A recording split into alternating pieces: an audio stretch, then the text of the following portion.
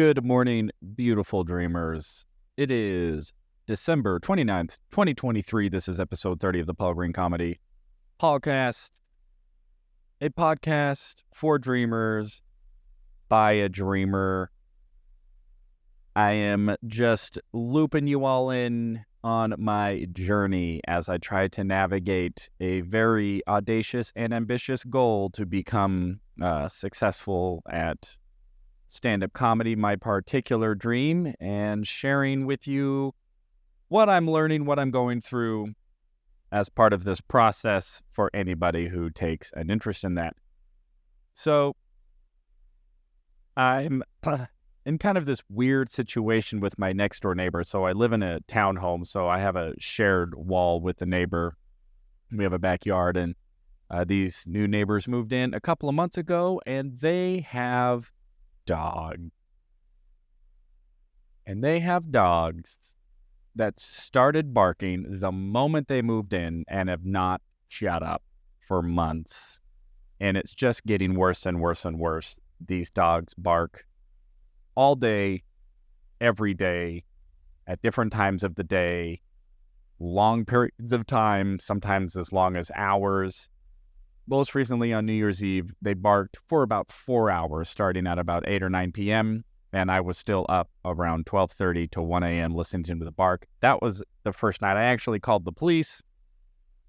However, the neighbor actually came home, and so I called the police and told them not to come because I don't want to do that. I don't want to. It's just so annoying. So, I've been reading about what the laws are and what the rules are. And of course, everybody says, well, just write them a letter. And I'm like, dear neighbor, make your dog start barking. And the thing is I've already had 2 conversations with the neighbor.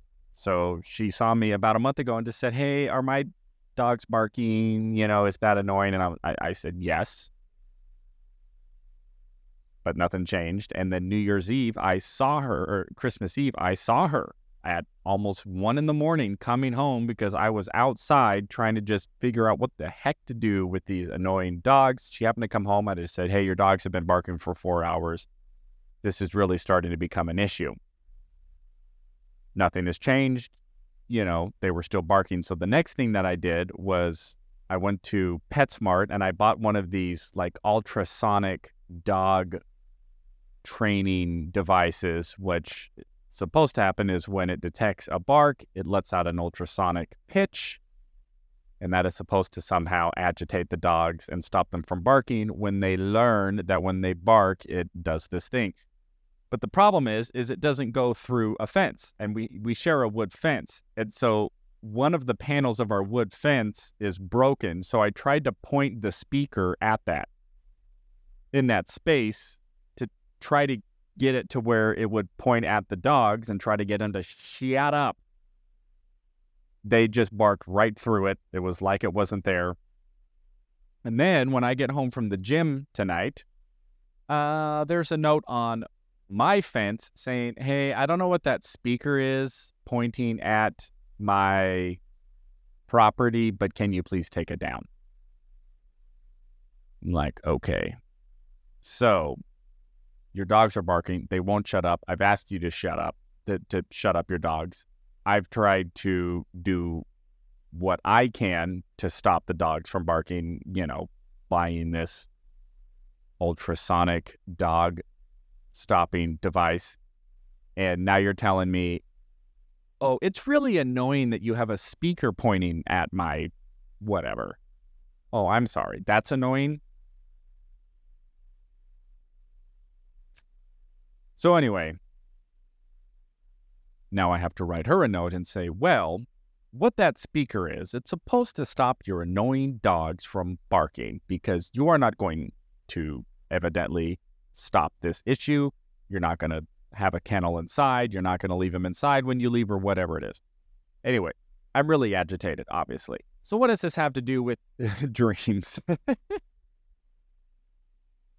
Well, I'll tell you what the little tie-in here. You're going to be amazed at this tie-in.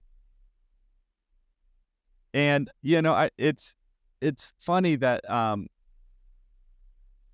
that I'm thinking about this because I sort of had this realization, a while ago. I don't remember when it first started to kind of hit me, but I think of the people who we sort of admire, or maybe, the celebrities that we look up to, or maybe people who have achieved what it is that we are hoping to achieve, the people who have the dreams that we are currently in pursuit of.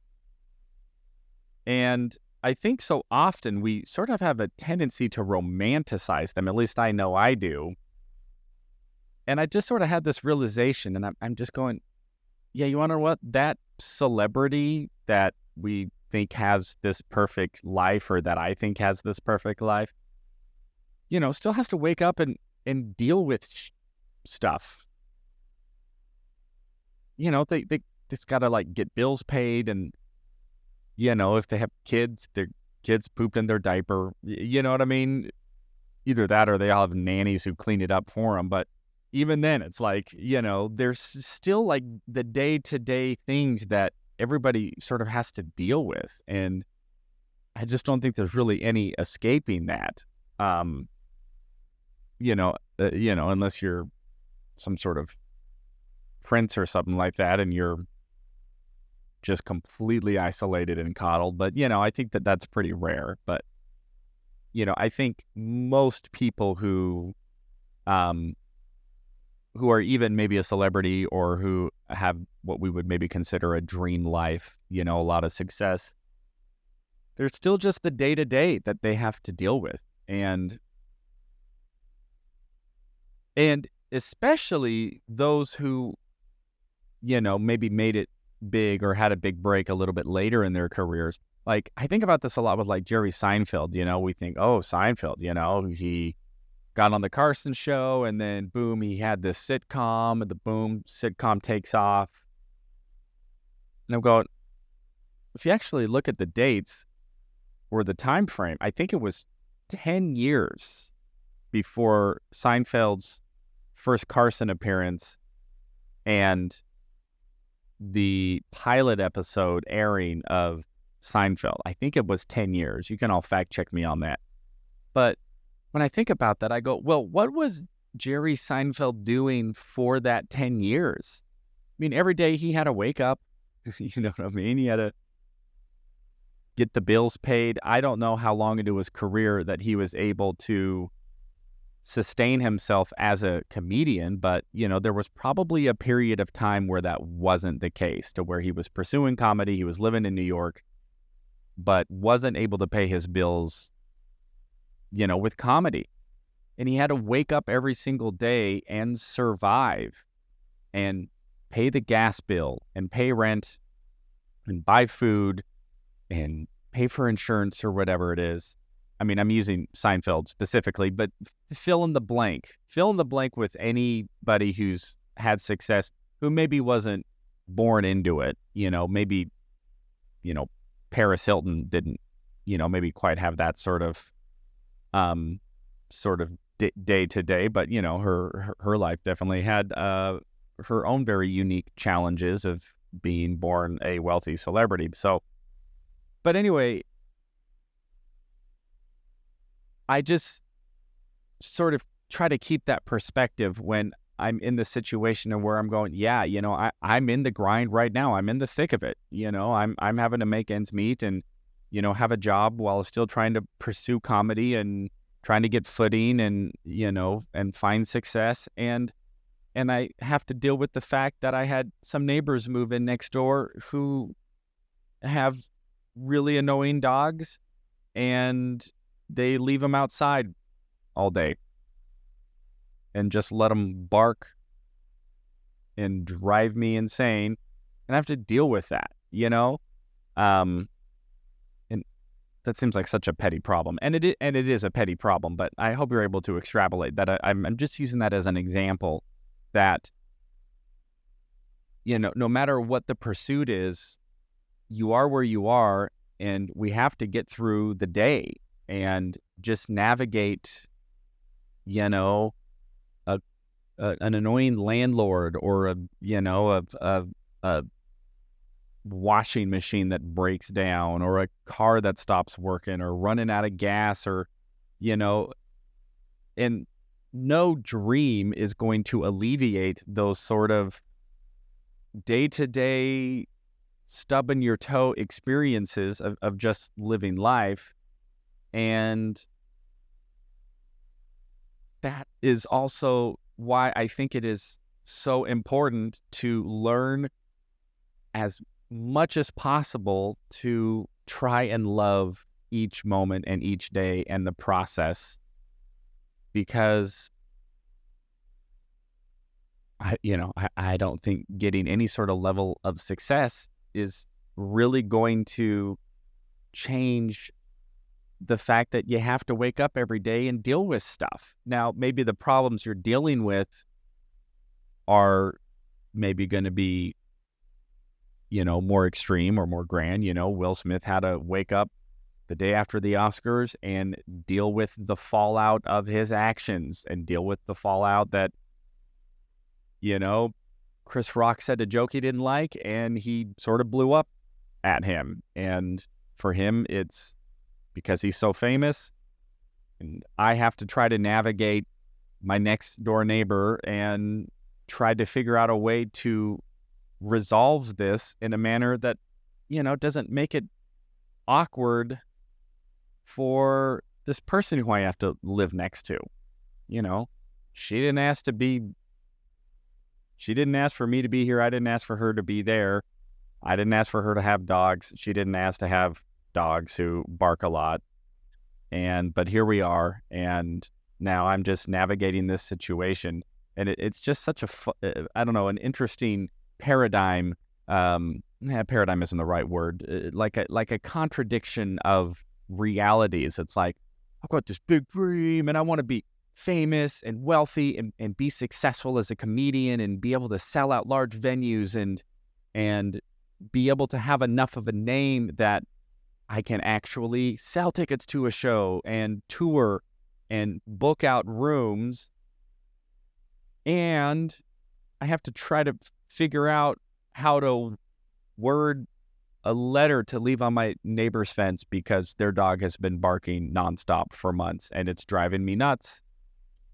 And I tried to resolve it on my own, and now she's feels a certain way about that because I didn't communicate it well. I just plopped this ultrasonic speaker on her fence, and she sees that and goes, well, what the hell is that? And, whatever. So got to deal with it. So,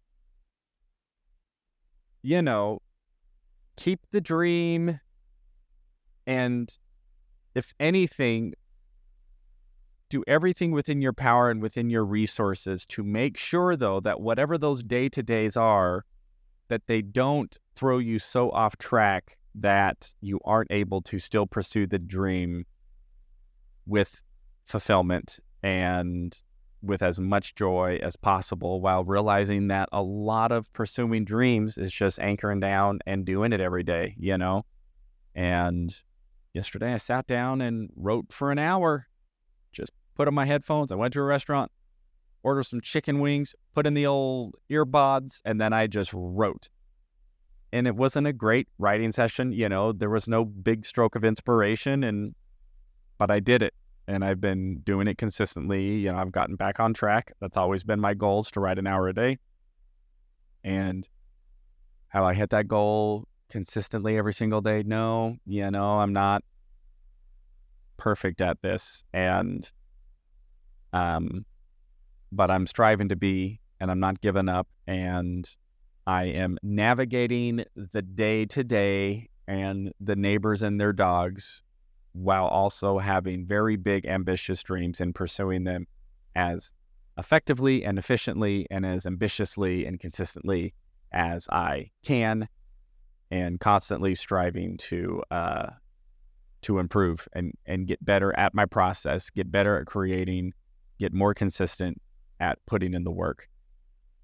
And, the fun thing about all of this is I'm giving you the day-to-day grind. I feel like this podcast, if, in 10 years, my whole story got made into a movie, this day-to-day would be the 3-minute montage.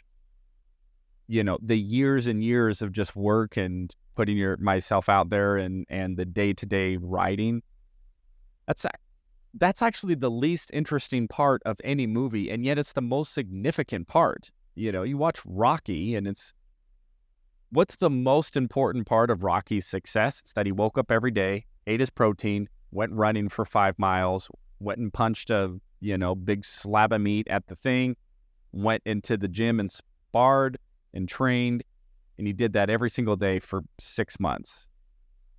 And that's actually what allowed him to be successful in the ring. And how does the movie treat that? 3-minute montage. What's the rest of the movie? The rest of the movie is, him having the big dream and wanted to be the fighter and the love story. And, well, let's just get to the end fight when we know that he's going to go 12 rounds with Apollo. And, let's just skip through the actual important part, which is the day-to-day grind, because that is just not sexy. That's not the cool, sexy story trope. Well, I mean, it's part of the trope, but it's the least interesting part of it. So I was like, well, how do we convey that he just worked every single day for months and months? I don't remember how long the time frame was. How do we convey that? Let's just do a montage. We'll just throw him spar a little bit, show him jogging a little bit. We'll play a little Eye of the Tiger, have him run up the big staircase, go like this, like he already won. And now let's get to the fight. Let's get to the exciting part, because all of that work is boring. All of the dealing with the day-to-day is so boring, but it actually is the crucial part is learning to manage that day-to-day, putting in the work, being consistent, writing, creating, marketing, whatever it is in whatever pursuit you're doing, and realizing that while you're doing that, you may have a neighbor's dog or two that you need to deal with, and that's just part of life, and that's probably never going to change no matter what happens in life. So just learn to love that and enjoy it as much as possible. So that is what I got for you today, beautiful, lovely people, here on, what is it, December 29th, 2023, episode 30. I've made 30 episodes, everybody. How about that? A month of episodes talking about consistency, doing it every day. That's 30 episodes, which will be summed up in a montage that half of the many people who usually watch these videos on YouTube would do anyway, which is like, I think my most viewed video is like 30. And you want to know what?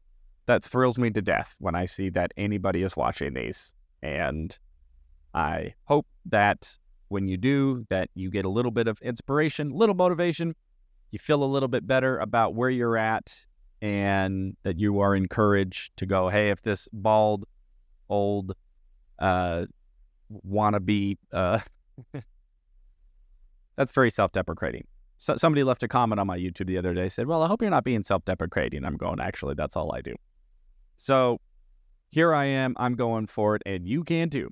And let's see how this journey plays out for all of us. And let me know what you're up to in the comments. If you have a dream, if something you're pursuing, something that's important to you, I would love to hear that and to be a part of your journey. So I love you all. Hope you're doing well. Hope you have an amazing Friday here on December 29th, 2023, episode 30 of the Paul Green Comedy Podcast, and I will talk to you tomorrow.